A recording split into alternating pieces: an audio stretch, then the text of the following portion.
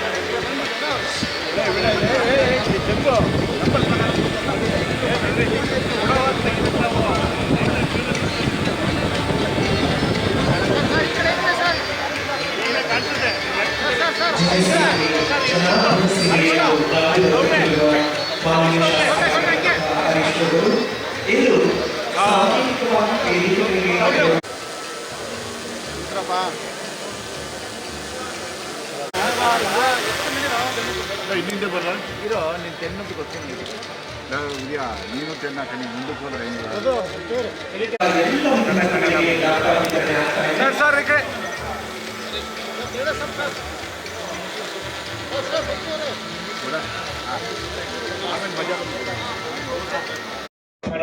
ಶ್ರೀಗಳನ್ನ ಈಗ ಆಶೀರ್ವಚನಕ್ಕೆ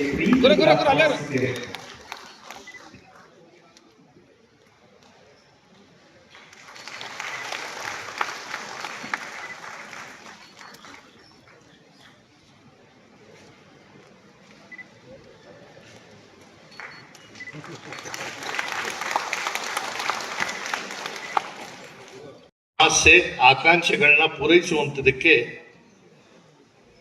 ಏನು Yashoda Krishna charitable trust ಇದರ ಅಧ್ಯಕ್ಷರಾಗಿ ಕೆ ಹರೀಶ್ ಗೌಡರು ನಿಮ್ಮ ಆಸೆ ಆಕಾಂಕ್ಷೆಗಳನ್ನ ಪೂರೈಸುವಂತ ಕೆಲಸ ಮಾಡಿದ್ರು.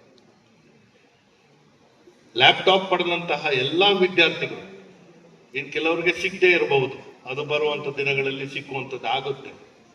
ಆದರೆ ಯಾರ್ಯಾರು ಪಡ್ಕೊಂಡಿದ್ದೀರ, ನೀವು ಈ ಕಾರ್ಯಕ್ರಮದ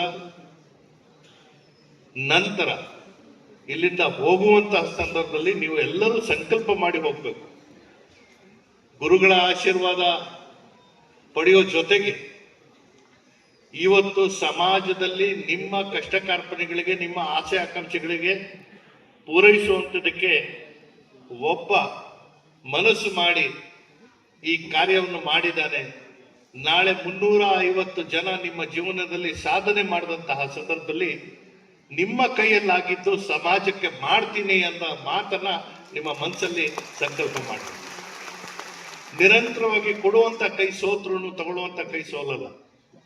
ಆ ಕಾರಣದಿಂದ ಯಾರು ಯಾವ ಸಂದರ್ಭದಲ್ಲಿ ತಗೋತೀರ ಆ ಋಣ ಹರೀಶ್ ಗೌಡ್ರಿಗಂತ ಅಲ್ಲ, ಸಮಾಜಕ್ಕೆ ನಿಮ್ಮ ಋಣ ತೀರಿಸುವಂತ ಕೆಲಸ ನೀವು ಮಾಡಬೇಕು.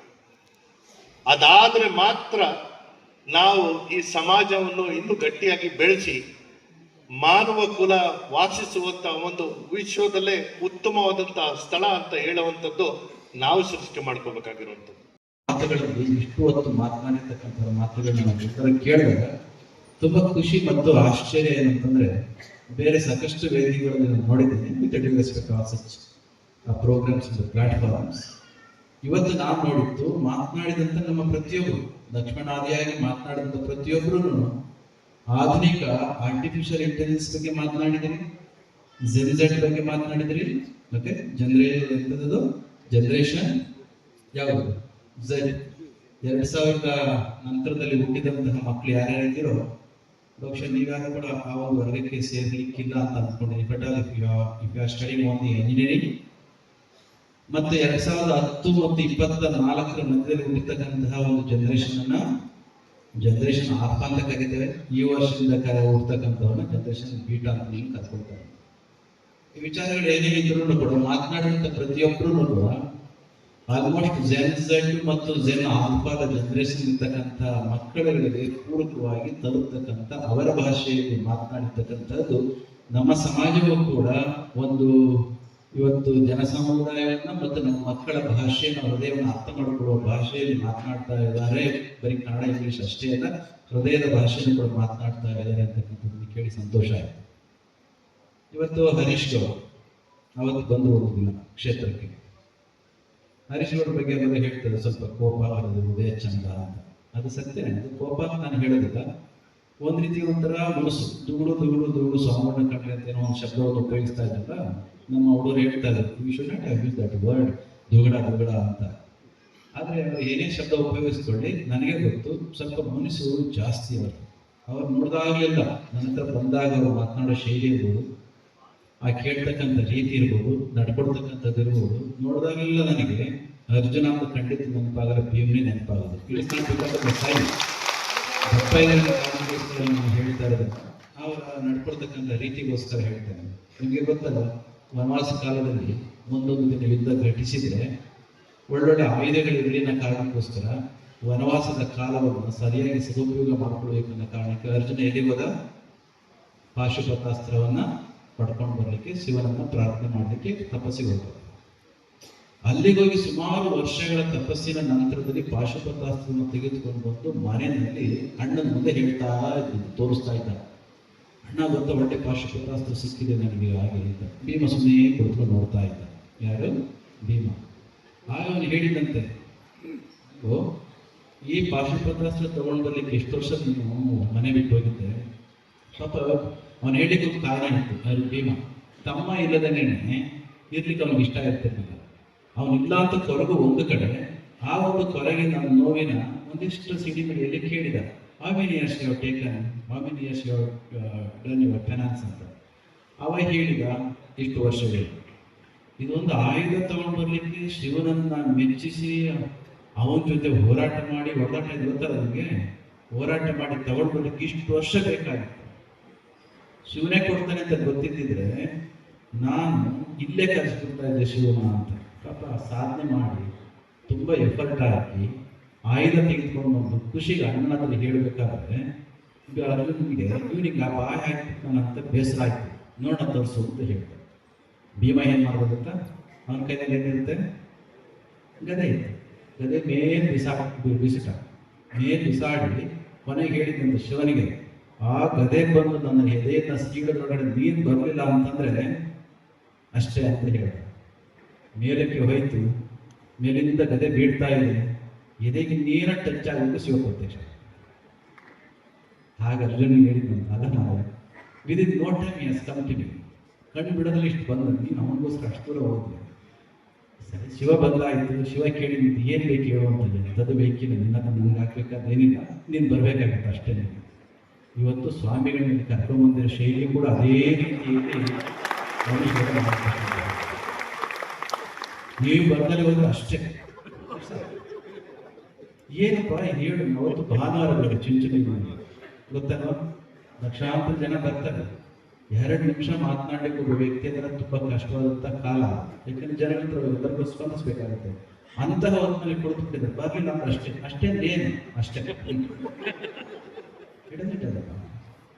ಶಿವ ಕೇಳಿದ್ವಿ ನಿನ್ಗೆ ಏನು ಬೇಕು ಹೇಳು ಅಂತಂದು ಏನು ಬೇಡ ನಾವು ನೀನು ಬರಬೇಕಾಗಿತ್ತು ಅಷ್ಟೇ ನೀನು ಬಂದಾಯ್ತು ನಾವು ಯು ಕ್ಯಾನ್ ಗೋ ಅಂತ ನಾನು ವಾಪಸ್ ಹೋಗೋಕ್ಕೆ ಸಾಧ್ಯ ಇಲ್ಲ something I have to be ವಾಪಸ್ ನಾನು ಕೊಡೋದಕ್ಕೆ ಇಷ್ಟೆಲ್ಲ ನೀನು ಕಲಿಸಿದ ಮೇಲೆ ಹಂಗೆ ವಾಪಸ್ ಹೋಗಿ ಅಭ್ಯಾಸ ನನಗೆಲ್ಲ ಏನು ಕೇಳು ಏನು ಬೇಡ ನನಗೆ I want anything from you just I wanted you to be here ನೀನು ಇರಬೇಕಾಗಿತ್ತು ಕರೆದೆ ನೀನು ಬಂದಿದ್ಯಾ ಅಷ್ಟೇ ಸಾಕು.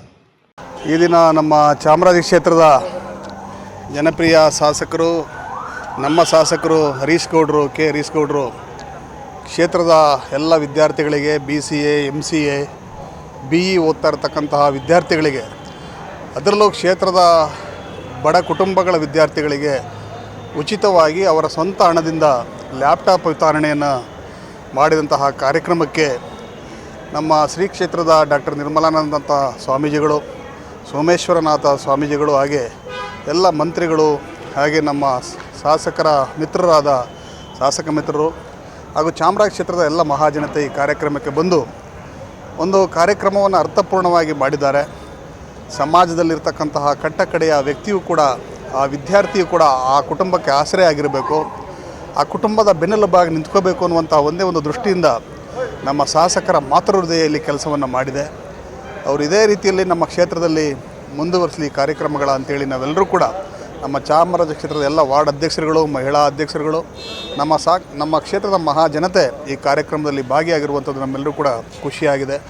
ಈ ಕಾರ್ಯಕ್ರಮಗಳು ನಿರಂತರವಾಗಿ ನಮ್ಮ ಕ್ಷೇತ್ರದಲ್ಲಿ ನಡೀತಾ ಇರುತ್ತೆ. ಶಾಸಕರ ನೇತೃತ್ವದಲ್ಲಿ, ಅವರ ಮುಂದಾಳತ್ವದಲ್ಲಿ ನಾವೆಲ್ಲರೂ ಕೂಡ ಇರ್ತೀವಿ ಅಂತೇಳಿ ನಿಮ್ಮ ಮುಖಾಂತರ ನಾನು ಎಷ್ಟು ಲ್ಯಾಪ್ಟಾಪ್ ವಿತರಣೆ ಮಾಡಿದ್ದಾರೆ? ಸುಮಾರು ನಾವೀಗ 350ರಷ್ಟು ಲ್ಯಾಪ್ಟಾಪ್ಗಳ ವಿತರಣೆ ಆಗ್ತಾಯಿದೆ.